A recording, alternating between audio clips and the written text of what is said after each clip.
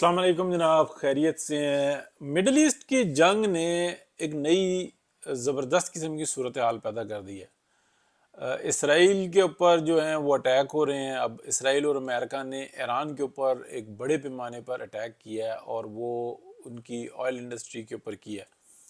इससे पहले अटैक से पहले आप कह लें कि प्रेसिडेंट ट्रंप ने जो ना इसके बारे में बताया। ये सारी इतलात चल रही हैं, लेकिन दुनिया एक बहुत बड़े तेल के बहरान की तरफ जा रही है। पाकिस्तान में इस वक्त में हमने ये देखा है कि सहाफ़ी जितने भी हैं, अगर उनके ऊपर कोई भी डायरेक्ट असर आए, यानी कि उनको कोई भी प्रॉब्लम हो, तो वो उसको कौमी प्रॉब्लम बना देते हैं। और मुनीब फ़ारूक साहब, तलत हुसैन साहब और इन टाइप के जितने जो हम सहाफ़ी देखते हैं जो हक और सच की बात करते हैं, लेकिन जैसे ही उनको टैक्स ज़्यादा देना पड़ जाए तो वो बताते हैं कि टैक्स सिर्फ और सिर्फ हम देते हैं और हमारी वजह से ये मुल्क चल रहा है और हमारे ऊपर मज़ीद टैक्स जो उनका लग रहा है। बाकी कभी आप उनकी ज़बान से ये नहीं सुनेंगे कि मिडिल ईस्ट में और पूरी दुनिया में रहने वाले, स्पेशली यानी कि आप कह लें कि 70% तो सिर्फ मिडिल ईस्ट में जो लोग रहते हैं वो फॉरेन एक्सचेंज भेजते हैं। उनके लिए क्या सहूलियात होनी चाहिए और क्या है, उनके ऊपर कितने टैक्सेस लगे हुए हैं, और जब वो मर जाते हैं वहाँ पे काम करते करते, तो वहीं पे फॉरेन में रहने वाले जो लोग होते हैं वो 10-10 20-20 रुपए या रियाल या यूरोप में रहने वाले यूरोज वो इकट्ठे करके जो है ना उसकी लाश को वापस भेजते हैं कि उसकी तदफीन हो जाए। बहुत सारे तो ऐसे होते हैं जो कि वो वहीं पे दफन हो जाते हैं। वो कहते हैं यार ये भी नहीं करना, बस ठीक है, पीछे पैसे जाना बंद हो गए। जो बच्चों की, जो उनके ख़ानदान की कमेटी लगी हुई थी वो लगी हुई थी।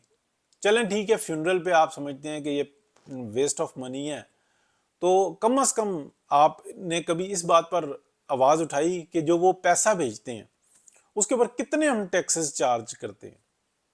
ठीक है, कभी नहीं उठाएंगे ये, इसलिए कि इनकी जेबों पे कोई फर्क नहीं पड़ता। लेकिन इस वक्त में पेट्रोल इनको 55 रुपए ज़्यादा महंगा डलवाना पड़ रहा है, तो मोटरसाइकिल वाला क्या करेगा, सब्सिडी दो, फलाना दो। हालांकि इनको मोटरसाइकिल वाले का कोई एहसास नहीं, बिल्कुल भी दर्द नहीं। इनको अपनी जाती अपनी जेबों का फर्क होता है। जब टैक्स इनकी जेब से जाता है या इनकी तनख्वाह से कटता है, और ये कभी टैक्स नहीं देते, इनकी तनख्वाहों से काट ली जाते हैं।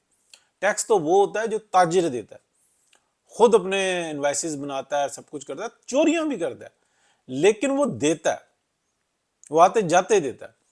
तो ठीक है, ये जो जबरदस्ती का टैक्स होता है ये निज़ाम ठीक नहीं है, लेकिन बहरहाल वो फिर भी देता है। जो फॉरेन में रहने वाला है वो टैक्स देता है और ज़बरदस्ती उससे ले लिया जाता है। उसके ऊपर तो आप कह लें कि छुरियां चलाई जाती हैं। कभी ये साफ़ी जो इंसान ना, बेशुमार साफ़ी है, ये कभी उसके लिए बात नहीं करेंगे, आवाज़ नहीं उठाएंगे कि यार कोई भी फाइनेंस मिनिस्टर हो या हुकूमत हो या ये जो हमारा रियासती निज़ाम है ये क्या देता है।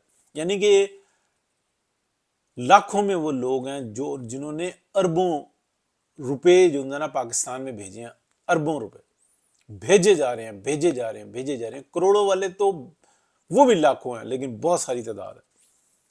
लेकिन क्या उनके फ्यूनरल के लिए कोई, उनके लिए कोई अवार्ड है, कुछ है? कुछ भी नहीं है। माँ सिवाय इसके कि वो अगर पाकिस्तान में आ जाते हैं तो उनको टैक्स से लड़ना पड़ जाए, एक नाजायज नोटिस आ जाए, कोई अवार्ड नहीं है उनके लिए, कोई पूछने वाला नहीं है। उनकी प्रॉपर्टियों पे कब्जे लेना देना, हाँ पीएमएलएन में ये क्वालिटी है कि वो कुछ ना कुछ करना चाहते हैं, लेकिन इस माफिया से, इस निज़ाम से लड़ते हुए वो ये सब कुछ करते हैं। लेकिन मैं बात इस वक्त में कर रहा हूँ कि इस वक्त में पूरी दुनिया के अंदर एक बहरान आया हुआ, हुकूमतें स्टेबल नहीं है। ये जो बाजवा डॉक्ट्राइन थी इसकी नौसत अभी तक उतर के नहीं दे रही। ऊपर से वो जो अपना नुमाइंदा इमरान खान के नाम पे वो छोड़ गया हुआ है वो जीने नहीं दे रहा।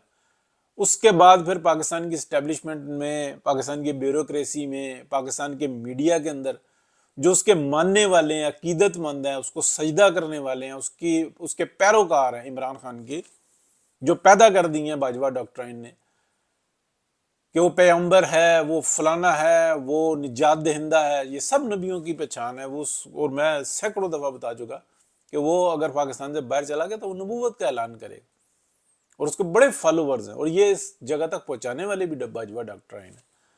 और बाजवा डॉक्ट्राइन को, यानी कि बाजवा साहब को जो इस वक्त में डिफेंड कर रहे हैं कि जी हमारा तो चीफ था, सवारी नहीं पैदा होता, मुल्क तबाह होता है हो जे, لیکن ہم اس کو چیف کو اپنے جو ہے نا اس کے اوپر آنچ بھی نہیں آنے دیں گے، اور ڈٹ کے کہتے ہیں کہ نہیں، جاتا ہے جہنم میں جائے ملک، لیکن ہم نے نہیں جو ہے نا اپنی اصلاح کرنی، پھر جاتے ہوئے دوسرا بھی کرتا ہے۔ اب اس وقت کے اندر 55 روپے، ہاں ٹھیک ہے، پاکستان کے اندر سب سے مہنگا پیٹرول ہے، اور میں اس بات پہ بھی خوش ہوں کہ 55 روپے بڑھایا، بلکہ 100 روپے بڑھانا چاہیے تھا۔ موٹر سائیکل والے کو ڈلوانا پڑے گا نا، وہ ڈلوائے گا، پیٹرول کی شارٹیج نہ ہونے دیتے، پیٹرول کے اندر یہ جو افراتفری پھیلوائی ہے نا، یہ نہ ہونے دیتے۔ کیا عمران خان کا دور بھول گئے ہیں؟ یا وہ دور بھول گئے ہیں کہ جب میاں نواز شریف کا تھا 2017 کا، جب یہ باجوہ ڈاکٹرائن نے اس چلتے ہوئے نظام کی سائیکل میں ڈنڈا دے دیا تھا اور سب کچھ الٹ پلٹ ہو کے رہ گیا؟ نہیں، اس کو یاد نہیں کراتے، بس نمک یعنی کہ چھڑکتے رہتے ہیں، تھوڑا سا یاد کرا دیں۔ سب ایک جیسے ہوتے ہیں جی، سب چور ہوتے ہیں جی، سب اپنے مفادات کے لیے، صافی بھی صرف اور صرف اپنے مفاد کے لیے، اس کی جیب پہ ضرب آئی سب اس کو برا لگنے لگا۔ صرف پیٹرول مسئلہ نہیں ہے، صرف یہ پیٹرول ڈیزل یہ چیزیں مسئلہ نہیں ہے، اور بہت سارے ہیں۔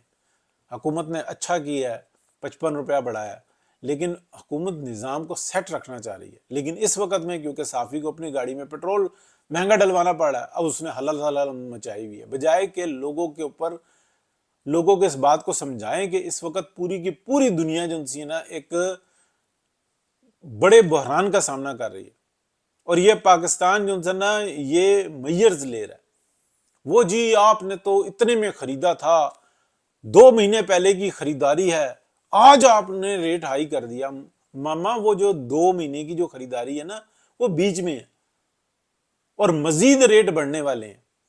یہ جنگ ابھی رکتی ہوئی نظر نہیں آ رہی، لیکن بے شرمی یہ ہے کہ اپنی جیب پہ ضرب پڑی نہیں، افراتفری پھیلا دو، شرم سے ڈوب مرنے کا مقام ہے۔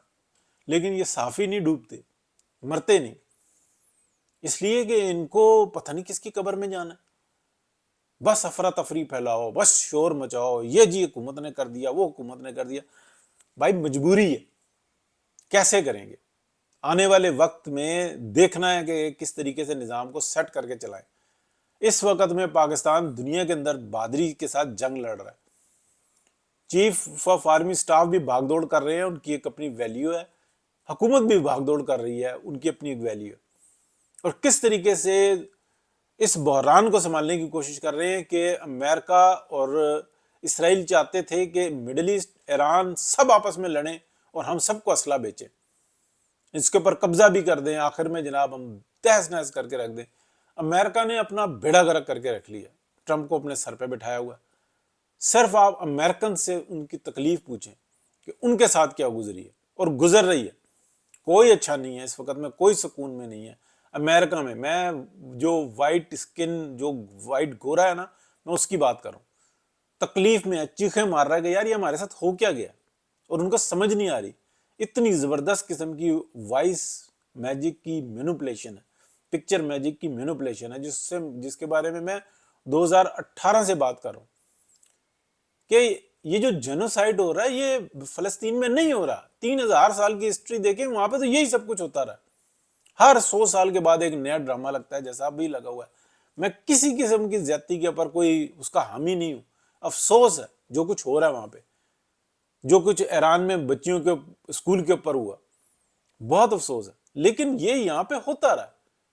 لیکن جو وائٹ اسکن کرسچن ہے اس کی نسل کشی ہوتی ہے، پہلے مذہب سے دور کیا، پھر وہ ڈارون جیسے جو زہر جو وہ مسلط کیا، اس کو سلیبس کا حصہ بنایا۔